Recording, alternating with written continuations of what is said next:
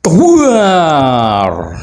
Saking kerasnya tabrakan kedua sepeda motor itu sampai bagian tubuh penumpang motor tercerai-berai. Bahkan informasi yang beredar, ada bagian tubuh yang belum ditemukan.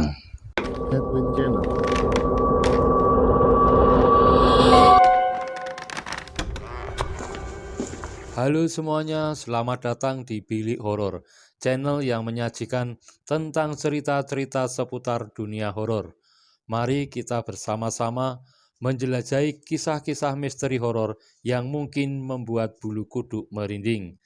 Jangan lupa berlangganan dengan tekan tombol subscribe untuk pengalaman horor yang tak terlupakan. Ya, assalamualaikum teman-teman semuanya. Terima kasih telah mengklik video ini. Saya juga mengucapkan terima kasih kepada Mas Rudi dari Lampung ya, telah mengirim cerita horor ini. Halo Mas Rudi dari Lampung, apa kabar? Semoga baik dan sehat.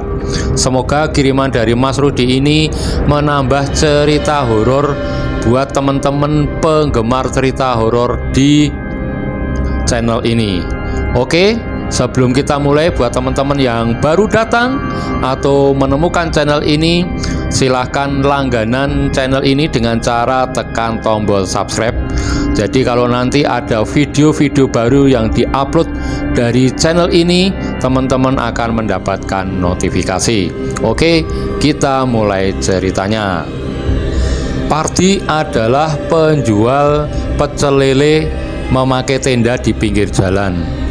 Jalan yang dipakai untuk jualan Pardi ya, di pinggir jalan itu cukup ramai karena jalannya cukup lebar ya, lurus.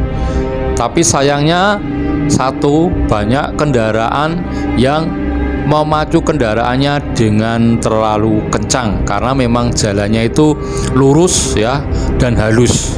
Jadi kadang orang mau jajan di situ itu agak males karena harus belok masuk ke warungnya si Pardi itu.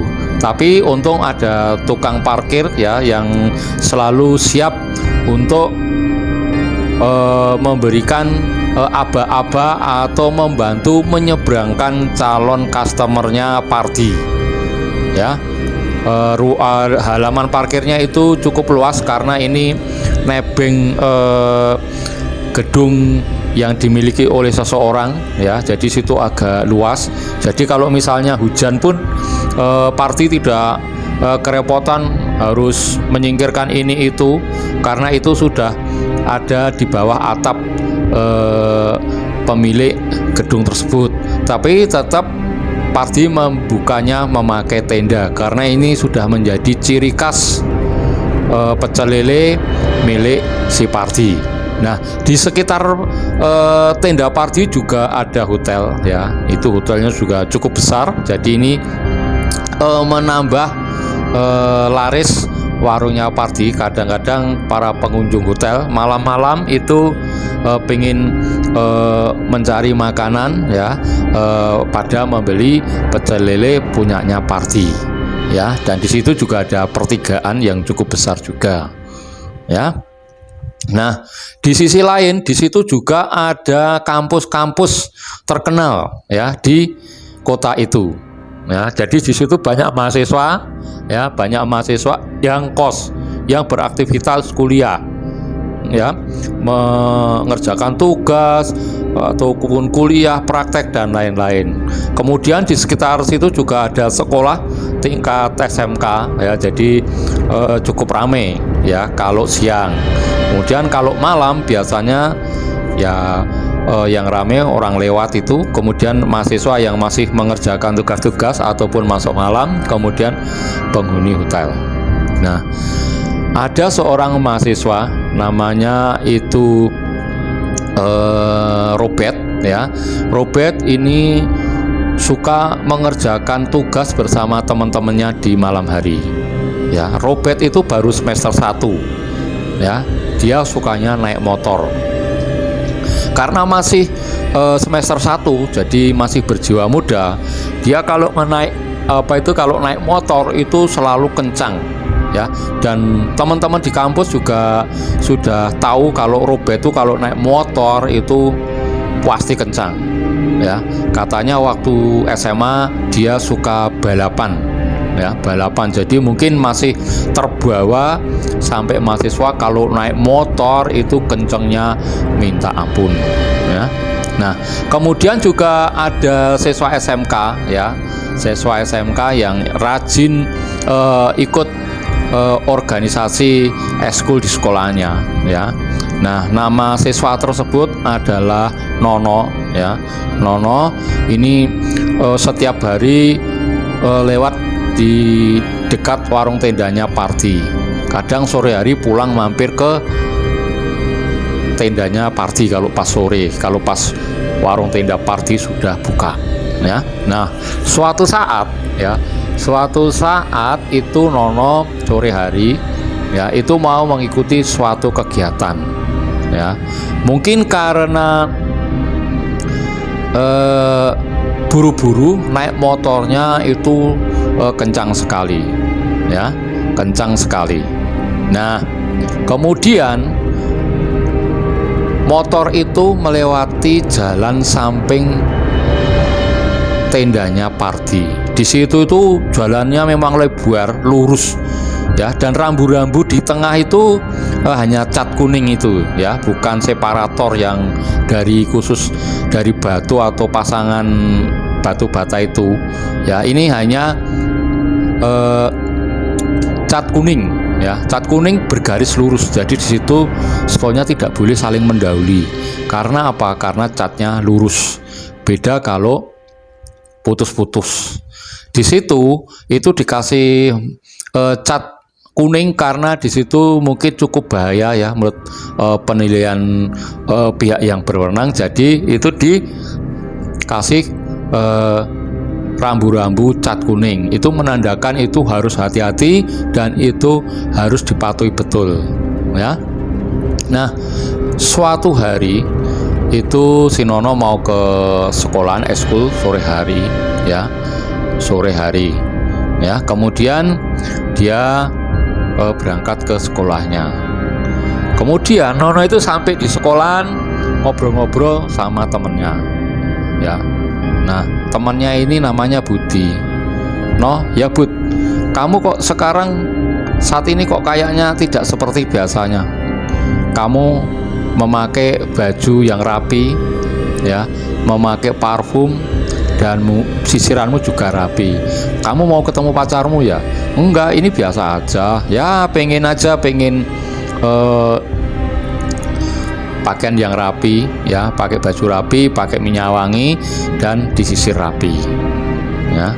Kemudian Budi juga menanyakan, kamu mau kegiatan apa hari ini? Saya mau latihan ekstra kurikuler matematika tuh. Nah, kemudian setelah itu si Nono tiba-tiba dia membicarakan tentang orang-orang yang sudah meninggal ya. Ada saudaranya, ada temennya ya, mereka meninggal terlalu muda, sayang banget gitu. Kemudian Budi menimpali, no kamu kok tumben bicara masalah itu? Kamu biasanya kalau bicara selengean ya, nggak pernah serius, tiba-tiba kok kamu bicara seperti itu. Enggak, ini hanya bicara yang biasa-biasa aja, daripada nggak ada pembicaraan.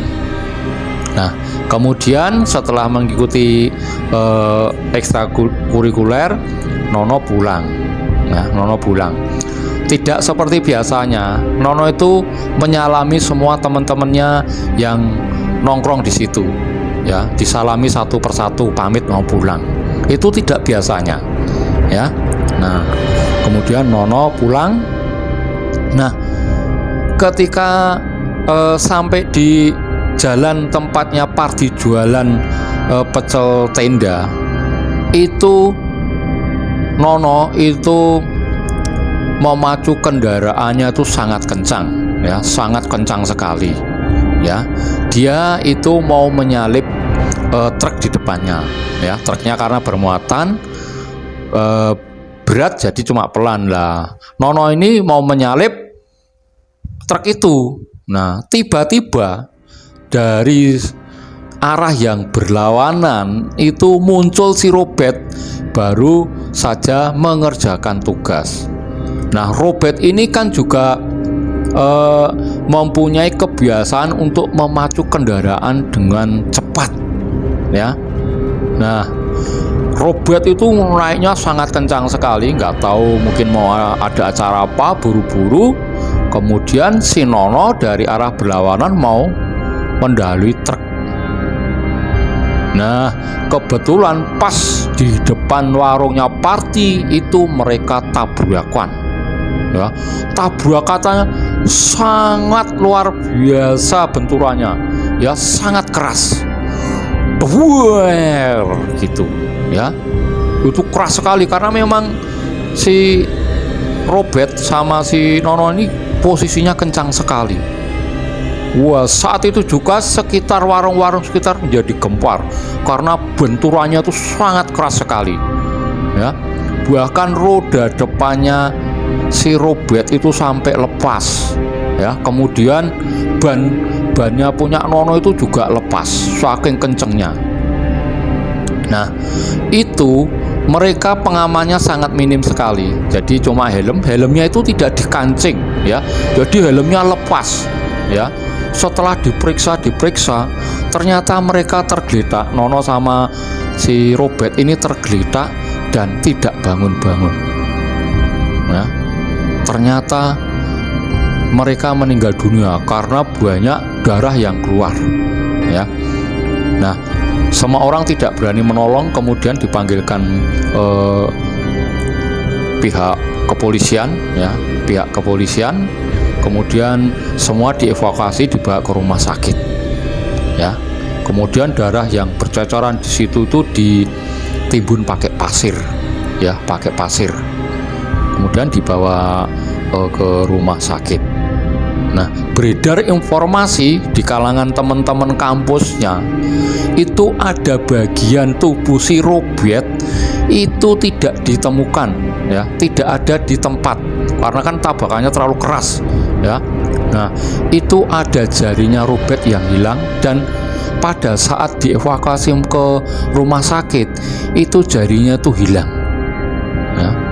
Jarinya hilang, tidak terbawa ke rumah sakit. Nah, kemudian pada malam-malam berikutnya si Parti ini merasakan hal-hal yang aneh. Waktu itu Parti sudah jam 12 tapi belum tutup karena dagangannya masih belum habis. Nah, waktu itu tiba-tiba ada seorang yang jajan ke situ, masih muda, ya. Dia menuliskan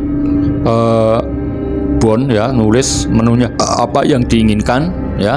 Kemudian dia menulis, ya, dia meminta jari, ya.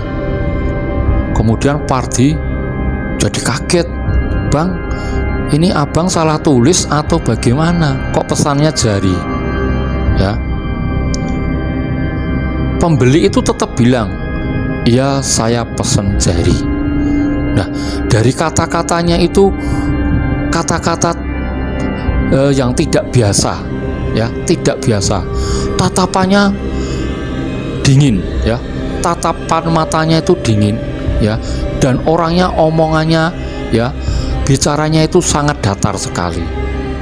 Kemudian Parti menjawab, "Bang, di sini itu tidak jual jari, di sini itu menjual pecel lele. Ini masih ada lele, kemudian ada ayam. Jadi tidak ada." Kemudian orang itu menjawab, "Oh, tidak ada toh." Nah, "Tidak ada, Bang." "Oh ya sudah kalau tidak ada." Nah, kemudian orang yang beli tadi berdiri, kemudian pergi ke arah motornya. Tetapi belum sampai ke motornya ya, itu orang itu sudah hilang. Nah, Pardi menjadi sedikit takut ya, sedikit takut karena tukang parkirnya waktu itu ndak ada karena sudah malam ya, izin jam 10 udah pulang ya. Jadi Pardi waktu itu memang hanya sendirian karena karyawan yang lain itu sedang pulang sebentar ya, pulang sebentar ya, ada keperluan, jadi tinggal si Pardi ya.